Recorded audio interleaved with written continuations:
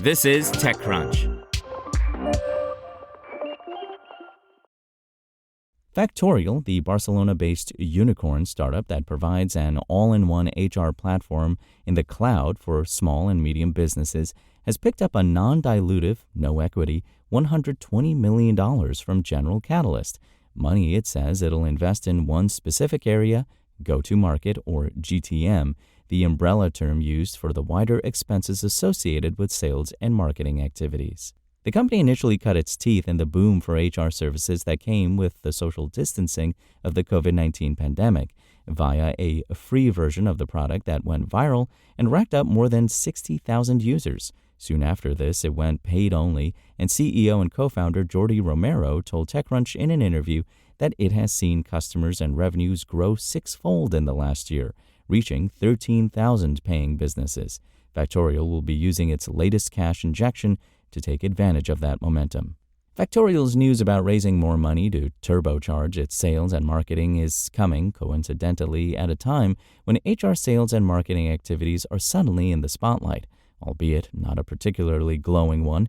Deel and Rippling, two larger HR startups that have a history of acrimony and aggressive competition against each other, are now in the midst of a major legal showdown. Rippling is suing Deel, alleging that it worked with a spy to steal intel about customers and sales and marketing strategies.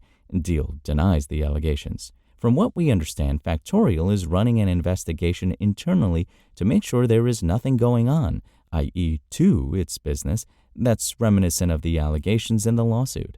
Having funds to go to market, as Factorial now does, is one way to grow a sales funnel. Yet, unfortunately, among SaaS companies, so is poaching and other aggressive tactics to secure talent, leads, and strategy. But with this fresh $120 million, Factorial clearly has a window to position itself away from such drama and win business.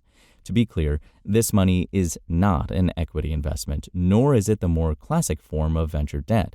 The money is coming out of General Catalyst's Customer Value Fund. It's effectively a non-dilutive loan, no equity stake involved, that Factorial will pay back from its cash flow, specifically gross profit from customers that GC's money helped acquire.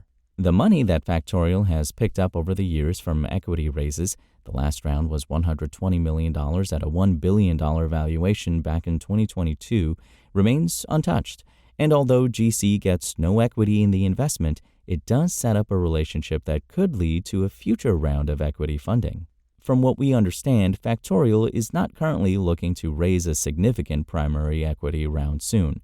More likely, it will raise a secondary round to give earlier investors and employees some liquidity. As Romero described it, General Catalyst's customer value strategy operates a bit like an equity fund, minus the equity stake. It doles out money to a number of startups that want to boost their GTM and tracks performance across the portfolio, more like equity investing, meaning there is no collateral as you would have in debt. Some in the pool may sink, some may swim, and the latter is the bet GC is making. Unlike debt, the company does not have any downside risk, as GC bears the downside risk if the go-to-market investment does not perform. Pranav Singhvi, the MD at General Catalyst who came up with the idea and runs the fund, told TechCrunch over email. He added that the typical company that gets funds in this way is late stage or public, with demonstrated consistency in sales and marketing. Singhvi also talked at length about customer value in a podcast in October 2024 that can be listened to via a link embedded in the text version of this article. Factorial has now borrowed $200 million from GC under these terms after picking up $80 million under the same terms in April 2024. Singhvi said that GC now has assets under management in the range of 10 figures, that is, billions, from its customer value efforts, which have been going for 4 years now. Typically, in a month, it deploys hundreds of millions of dollars into SaaS, direct-to-consumer, fintech, gaming, and other types of companies. We believe this is a key part of how companies will finance their growth in the future, he added.